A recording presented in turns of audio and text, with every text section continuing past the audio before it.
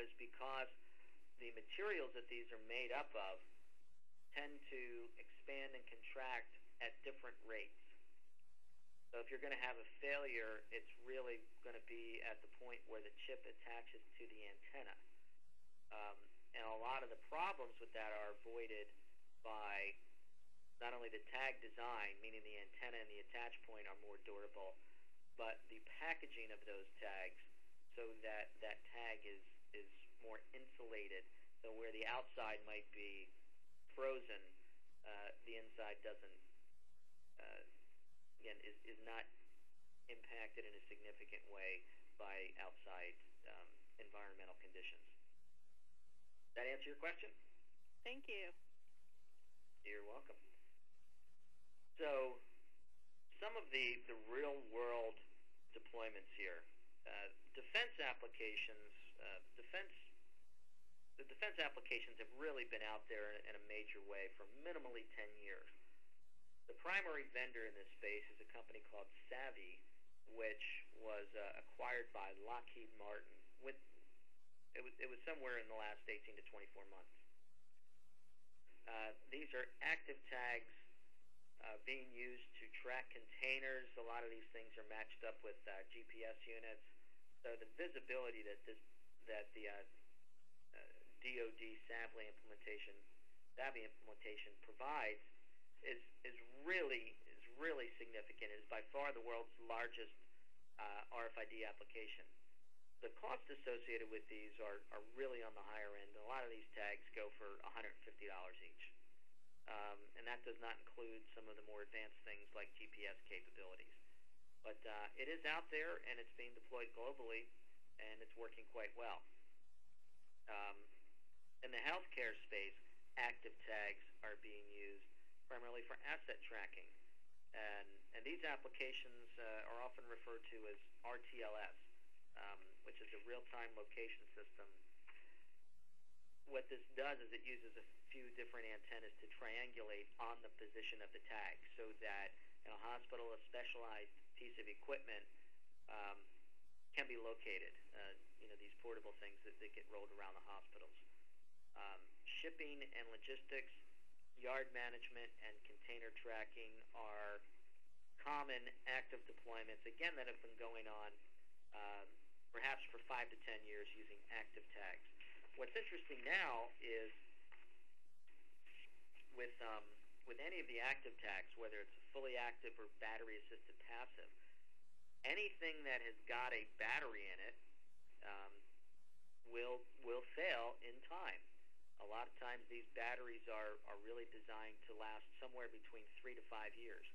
And specifically in the shipping and logistics applications, intermodal transport, those sorts of things, these tags are really starting to fail now.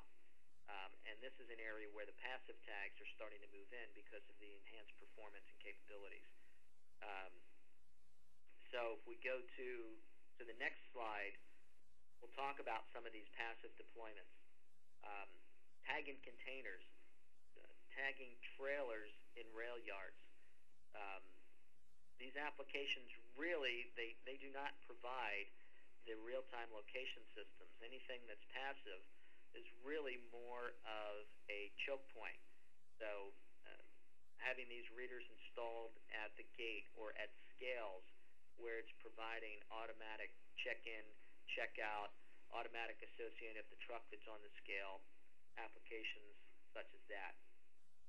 Yard management, putting tags on trailers and portable readers on what are referred to in the industry as mules or yard jockeys. These are kind of like portable trucks that pull the shipping containers around in the yard so that they can be staged before they're put onto trucks or trains that leave the yard. I've personally been involved in an application where the durable on-metal tags were placed on the trailers that these containers are placed upon, and a portable reader is placed on the back of the yard mule so that that reader verifies that the trailer that the mule is hooking up to is in fact the trailer that it's supposed to be hooked up to, which is an application where they had been using for yard management application active tags, they are now able to move to a more cost-effective passive solution. Asset management. We worked along with another systems integrator for a Fortune 500 electronics manufacturer who needed to track IT assets and specialized testing equipment. So they're putting tags on these things, and they're using a handheld Motorola RFID reader, and they have dramatically cut down the amount of time that it takes to inventory these items, and the quality of the data has raised significantly as well. Similar application in state government agencies, furniture, flat panel displays, those sorts of things. We've also worked with another integrator at a national museum where they are tagging museum assets so that they can not only do inventory but set up choke points to see if a particular item has left an area or get visibility onto, as this thing moves around, where it was seen last. Kevin, do you have any specific examples about industrial construction? You talked about yard management, but I wondered if you had any specific information on industrial construction. Yes, and this is an application that was brought to our attention recently, and we are working on this with one of the larger integrators that supports the construction industry. But they shared an experience where in a major construction project, building a manufacturing facility, for example, where a lot of different parts, tools, construction items, cranes, compressors, generators, those sorts of things are brought into the staging area and laid out in a way to facilitate the construction. But what happens over time is things are moved, they're not where they were supposed to be, and if the site manager can't identify a certain tool or piece of equipment, pipe, valve, whatever it might be, they just go buy another one. And at the end of the project, you end up with millions of dollars of equipment or assets out in a yard that just weren't used. So what people are looking at doing now is tagging these assets as it comes into those facilities, and using something like a golf cart with RFID antennas on it, or incorporating RFID readers into trucks that happen to go back and forth in the area, so that you can dynamically update and keep better track of the inventory that's in that facility or in that yard. So there's an example of where these solutions have not been fully deployed. We are actively working with integrators to develop solutions around that. Does that answer your question? Yes, thanks, Kevin. You are welcome.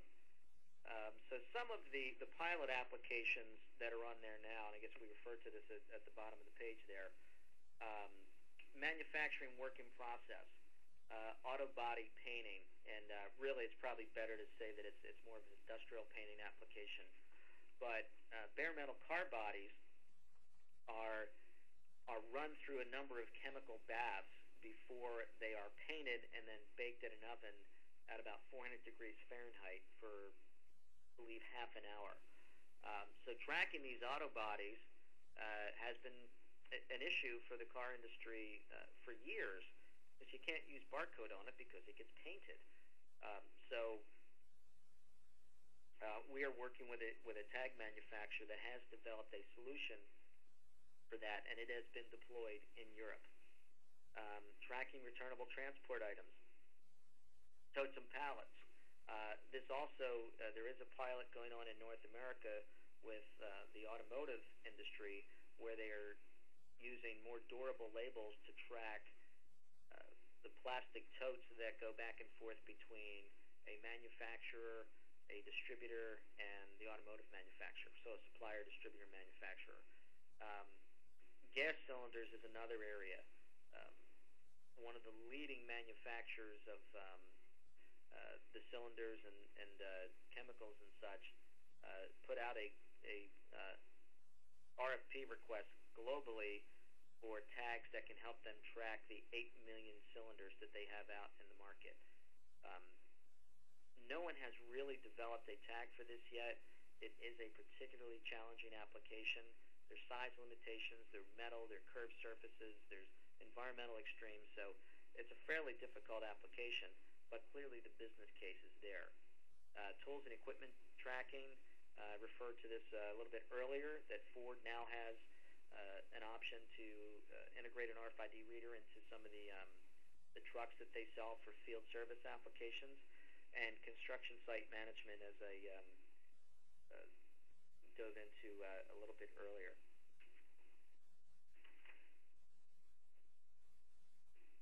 So before I go into the industry update, are there any questions about some of the real-world deployments? Oh, we haven't had any other questions so far. Okay. Yeah, because that's the area where a lot of people are really interested, so I just wanted to ask that. So, the RFID industry update. Europe and the Asia-Pacific region, it's generally accepted that they are 1 to 2 years ahead of the United States. There's any number of reasons for this, but it's where U.S. typically were some of the original or the initial folks to roll out things like this. We are at least 1 to 2 years behind what's going on in the European and Asia-Pacific regions.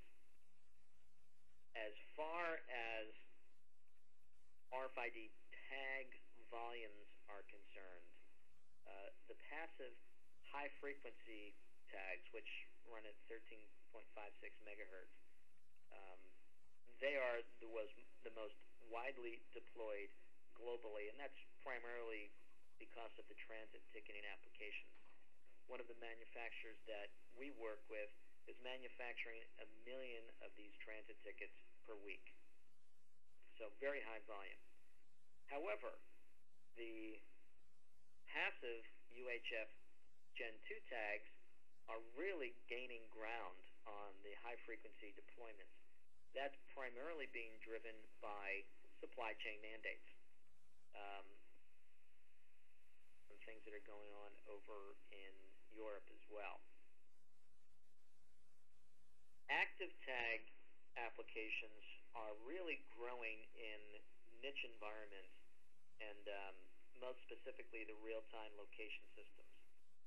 These are more expensive to deploy. They are more difficult to deploy. But if you're looking for a $200,000 piece of critical equipment in a healthcare environment, and there is a business case to support that. The passive UHF on-metal tags are really gaining on the active tags. The example I alluded to earlier in the intermodal transport segment, we've got customers that are using passive tags applied directly to the 40-foot containers. They had looked at active before, but it was not cost-effective. Now with passive on-metal capabilities, it is. And there's some other applications that we're doing there, but as the active tags kind of go through their life cycle, the passive tags are really starting to replace active in those applications. For the open loop supply chain applications, the return on investment is still elusive. When Walmart rolled out their initial program where the first 100 suppliers had to tag cases and pallets of items going into certain Walmart distribution centers, the value to Walmart was clear. The value to their suppliers was not, and in a lot of cases, it's still not. It's costing them more money. Their margins are shrinking as a result of being forced to put these RFID tags on there. So the ROI for a lot of consumer packaged goods companies that do things like put rice on the shelf in the grocery store or bars of soap, things like that. Those products are high volume, low margin products, and an RFID tag on there just takes away from their margin. Closed loop asset management applications, the return on investment here is increasingly clearer to a lot of the folks that we're working with. Knowing where those IT assets are, knowing where specific custom tools are, there's a lot of value in that, and a lot of those applications are really moving forward. What's interesting is where you're reading in publications such as RFID Journal, and there's a few more, about RFID success stories. Somebody announced a new pilot or somebody announced a new mandate. The most interesting applications that are going on in leveraging RFID are not really being talked about. And the primary reason is if someone has successfully deployed RFID to support an internal business case, they often consider that a competitive advantage, and they do not want to tell their competitors how they're benefiting from doing this. In addition, say publicly traded companies, government agencies, they don't want to publicly announce the fact that they had no idea really what sort of assets they had inside their organization. So they roll this out quietly, they gain benefit from doing this, and they don't tell the world for their own reasons. And a lot of these pilots are really starting to move into production. So where the RFID industry has been moving quite slowly for the last 3 years or so, and it would have been virtually impossible for it to live up to the hype that was pushed out by the Walmart announcements. But we are seeing significant progress in initial pilots moving into production, and the scale is, as far as tag volumes, is really going up. So to cover a few things that you should really take into consideration before moving forward with an RFID program is first, figure out what it is that you really want to accomplish. If you look at the types of identified opportunities where companies have had success rolling out RFID, it's in asset management, asset tracking, work in process tracking, those sorts of applications. Closed loop. Understand where your funding is coming from to support this project. I've seen a lot of cases where IT will initiate a project like this, and they get to a certain stage, and then they run out of the funding because they don't have a business unit that is willing to step up or has the budget to fund this.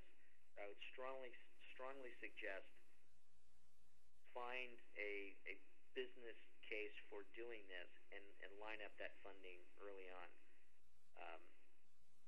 Try to get an understanding of what resources are available, both internal and external, vendors, systems integrators, those sorts of folks. Clearly define the program communication structure inside your company. If you're taking small steps, say with various stage gates and such, getting those little wins and communicating that internally really helps gain the internal support that is required to successfully deploy an RFID solution within your organization, especially the larger organizations.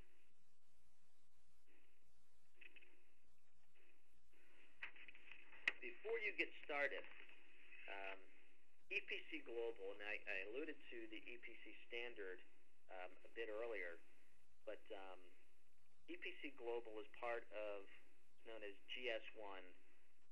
These are the same people that developed the UPC barcode standard.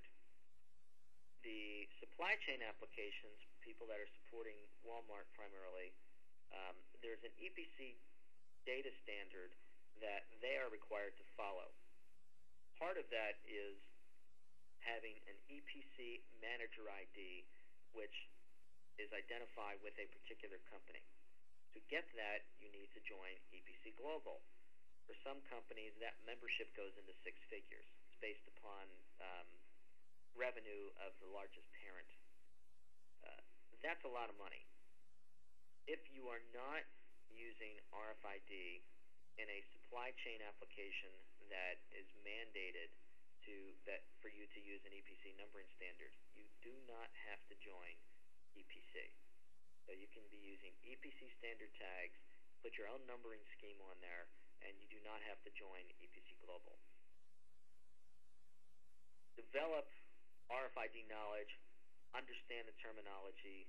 There's a number of training programs out there, industry trade shows. If you're looking at this, I would suggest going around, speaking to a number of vendors, and really getting a base knowledge. Understand the business drivers. Technology for technology's sake. I've been in the technology industry for over 20 years. I've never seen technology for technology's sake work or deliver business value. Understanding the business drivers, what are you going to do with this data that comes out of RFID, and how's that going to deliver value to your business? Securing the executive sponsorship and funding. I've seen a number of projects where there was a business case, but people did not gain the executive support internally, engage with the business units properly, and then the project just stopped. So I would strongly suggest getting this support before really pushing forward with one of these initiatives. Forming a cross-functional RFID project team is important. And again, this is both internal and external resources. Reading RFID tags is not like reading a barcode. There are environmental conditions that need to be taken into consideration. Setting up RFID readers and portal antennas and integration software is something that requires specific skill sets. Understanding what you're going to do with the data, getting the people that manage SAP or your ERP systems is important. Anywhere where this technology or the data generated as a result of deploying an RFID solution, I would get those people on your team. And identifying partner resources. These can be vendors, they can be systems integrators, they can be peers in organizations such as Fiatech. So identify whomever can help you out, can perhaps share industry-specific knowledge as far as an RFID implementation is concerned, and someone that can bring you up to date on the latest breakthroughs in passive RFID tags or active RFID tags and emerging industry standards and success stories, those sorts of things. There's a lot of information out there. Most of it is valuable. Some of it still is part of the hype machine.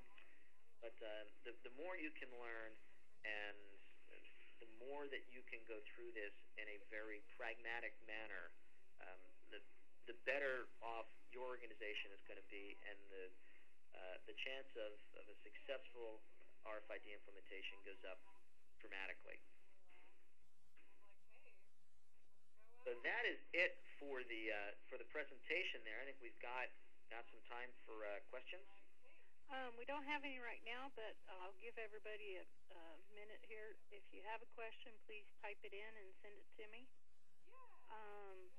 I've got one question, Kevin. You mentioned EPC, and I'm wondering, is there a standard for how you actually code the tags themselves? In other words, when you're tagging containers, is there some kind of a standard way to do that? And is that EPC that sets that, or is there some kind of industry standards? Well, the global industry standards are really defined by ISO, which is why it is important that ISO has adopted the EPC Gen 2 standard for passive RFID. But across different industries, there are a variety of ISO standards that define the data structures. Now, encoding these tags, um, again, getting back to EPC standard passive tags, any manufacturer that is going to claim that their tags or their readers or printers that have encoders built into them, anyone that's going to claim that those products support the EPC standard, they have to go through an EPC global validation process where they are tested in labs to make sure that they follow the standards to the T.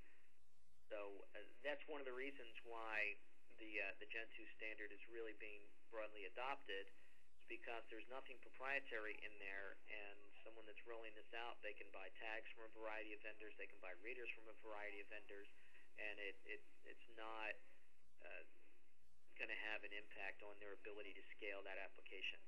The active tags tend to be more proprietary, but if you look at the types of solutions, Savvy, for example, that are being deployed globally for some of the more demanding applications like tracking ISO containers as they're going across the ocean, there are industry standards that define the data and how those things are encoded and read. Okay. But I would definitely follow the industry organizations, not the RFID technology industry, as far as really get an understanding of what the data mapping is there. Does that answer your question? Yeah, thanks. We've got one other question. What type of tags are being used most commonly right now for tracking power tools? That's an excellent question. Right now, for tracking power tools, and there's a variety of power tools, anything from drills to jackhammers and things like that. Active tags were never really deployed to tag those applications because it was too expensive. We're working with people to use passive tags on that equipment, and this kind of backs into what Ford is doing by deploying readers in their trucks.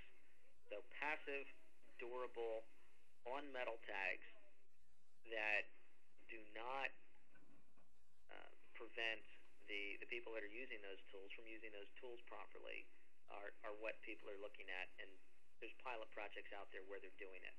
There's other applications for some of these smaller power tools where we're starting to see things like a tag is embedded in the rubber grip, for example. But again, these are passive tags, which mean that the only way to read these things is as they're going through a choke point, say getting checked in and out of a tool crib, or if someone is using a handheld reader to inventory a certain collection of tools in a truck or in a yard or something like that. Thank you. You are welcome. At this time, we have no more questions. Kevin, if you want to wrap up, you can maybe tell us a little bit about your company before we finish the webinar here. Certainly. So again, RFID Tagsource, we were really formed to help companies deploy RFID solutions, and primarily helping them identify the standards-based tags that are required to support that application. I've seen a number of things occur in the industry where someone reads a magazine article and they read that, well, these RFID tags can be placed anywhere and they cost 5 cents and they can be seen a mile away. There's a lot of hype, there's a lot of myths out there, and helping people identify the right tag for the right application is primarily what we do.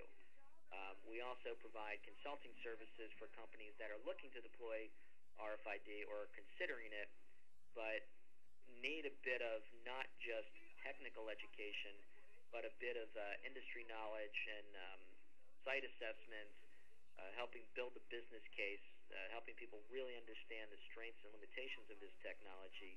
That's the kind of consulting services we provide. We also work very closely with a number of proven systems integrators that can really deliver the types of services that exceed our capacity. So installing and configuring dozens of readers in a manufacturing facility, for example, is where we would work with another one of the systems integrators. And as far as training, again, we provide customer-specific training.